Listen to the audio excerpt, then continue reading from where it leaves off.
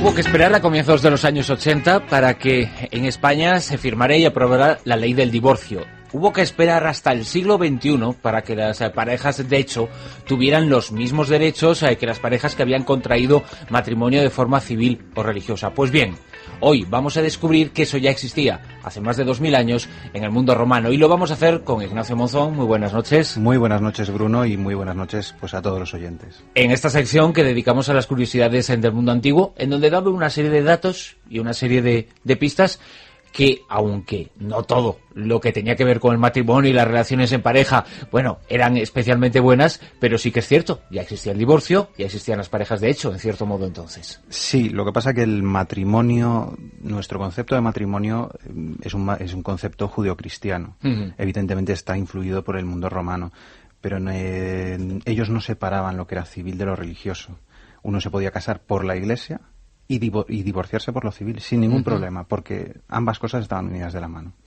No, entonces, por lo tanto, no había una iglesia tan poderosa como la que hay ahora, que hay que pasar por caja para desintegrar un matrimonio, ¿no? No, ni había curas profesionales, por así decirlo, eran todos amateurs. Sí. Varios tipos de matrimonio se daban en Roma, como dices, es un concepto judío-cristiano, y la legitimación del matrimonio en Roma era una forma de legitimar la descendencia. Esa era la finalidad principal. En principio sí, aunque por supuesto el hombre romano tenía todo el derecho del mundo a adoptar a quien fuera como hijo suyo, y al adoptarle pasaba a ser tan hijo como cualquiera de los hijos biológicos. Es más, a un hijo biológico no se le tenía por qué reconocer. En principio sí, si estaba dentro del matrimonio eso era ya automático. En las uniones legales, hablamos de matrimonios en la antigua Roma, ¿el amor era fundamental, era lo más importante, o había otra serie de factores que tenían relevancia, quizá incluso por encima del amor en la pareja? Lo que nosotros sabemos básicamente es cómo se casan o cómo es el ideal del matrimonio en las clases altas, y en las clases altas desde luego el amor, digamos, sobra. Es una unión. Bueno, por lo tanto sigue sin cambiar las cosas 2000 años después. Claro, se casan por el estatus y básicamente por alianzas. Sí.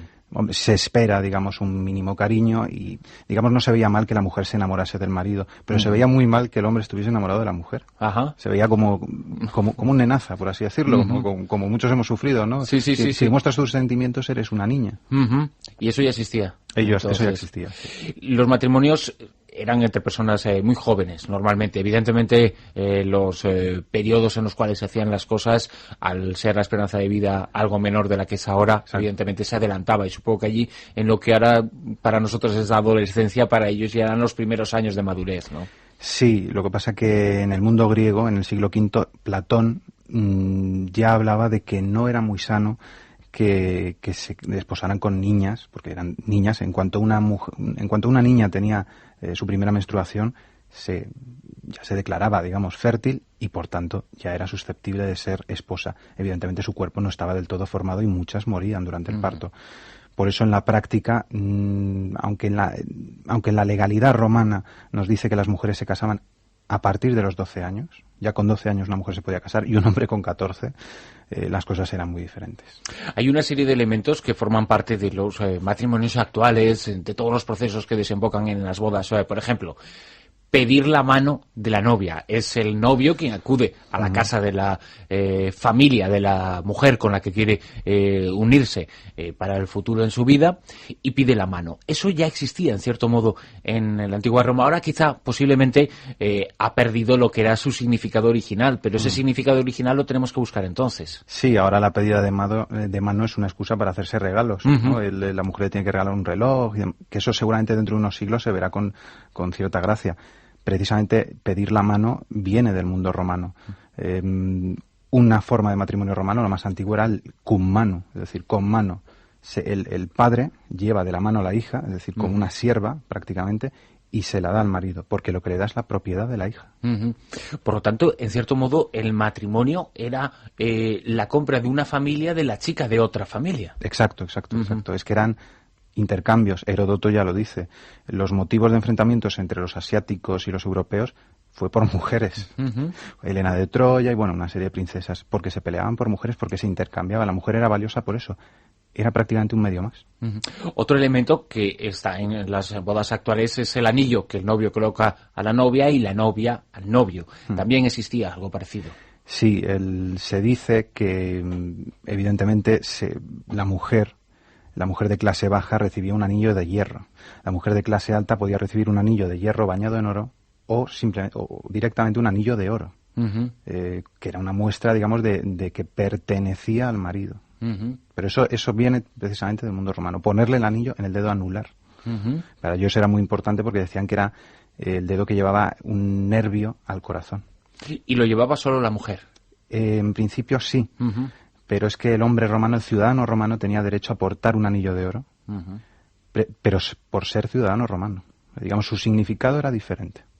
Así, por lo tanto, si tuviéramos que hacer una clasificación de los tipos de matrimonio, ¿cuáles serían dos fundamentalmente?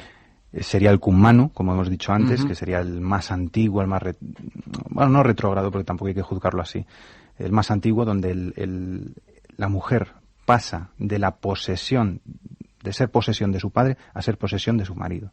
Y cambia de apellido, digamos, pierde sus derechos de herencia, pasa a ser, digamos, propiedad de la familia del marido. Y el sine manu, que es ya más al final de la República, el Alto Imperio, donde sigue teniendo, digamos, su apellido y sigue vinculándose a su familia original. No se rompe ese lazo. En ese cumano está lo que antes definía y clasificaba como los matrimonios, las parejas de hecho, ¿no? Sí. Que se autorizaban como matrimonios cuando se demostraba un año de convivencia. Claro, uno de los elementos más importantes era la cohabitación. Claro, cuando había una cohabitación ya muy continuada, por ejemplo, entre un patricio y una plebeya, porque en principio las clases hasta el siglo V a.C. no se podían mezclar, pues sí, el llamado usus consistía en que un patricio y una plebeya, después de convivir un año, podían considerarse casados sin que hubiese una ceremonia. O sea, no hacía falta, se declaraba un hecho ya evidente. Y en cuanto a los vestidos, al traje de novia, también existía.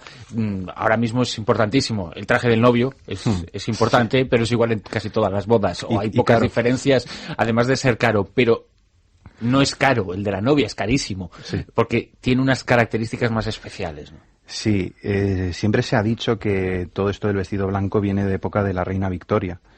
No sé si es que se pondría otra vez de moda, desde luego, ya nos lo dice Juvenal, nos lo describe muy bien, que la mujer portaba un vestido blanco que simbolizaba la virginidad, porque era un valor también en alza, porque se aseguraba de que ella no había tenido más hijos. Además, el famoso recogido que usan las mujeres ahora en las bodas, ese peinado alto, ese también era venía del mundo romano, se sujetaban con una aguja que también era un símbolo de sometimiento.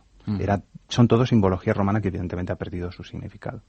Antes hablábamos de las parejas de hecho, hablamos del divorcio, parecen conceptos muy avanzados, legales, que ya estaban entonces, pero no olvidemos una perspectiva que es absolutamente real y algo que, pues poco a poco afortunadamente se va perdiendo, pero en Roma la relación hombre y mujer era absolutamente desequilibrada. El hombre era el importante y era una sociedad en este sentido por lo menos absolutamente machista.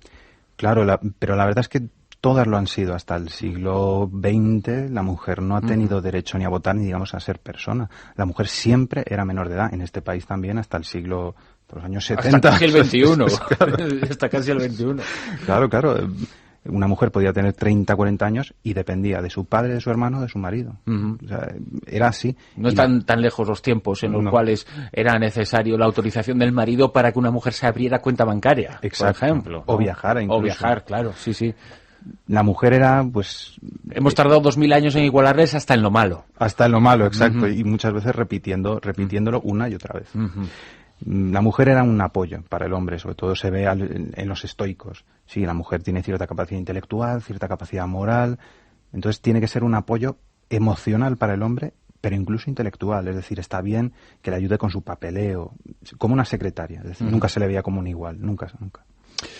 Ignacio Monzón, como siempre es un placer compartir contigo estos minutos, descubrir cosas tan interesantes sobre este mundo antiguo, ver que nos parecemos a ellos mucho más de lo que nos imaginamos, que incluso hemos tardado mucho tiempo en recuperar cosas que ya existían por entonces y que tanto en lo bueno como en lo malo hemos llegado al punto en el que se estaba hace nada más y nada menos que prácticamente 2 milenios, siglo arriba, siglo abajo, pero prácticamente igual. Hasta la semana que viene. Hasta la semana que viene, Bruno, encantado.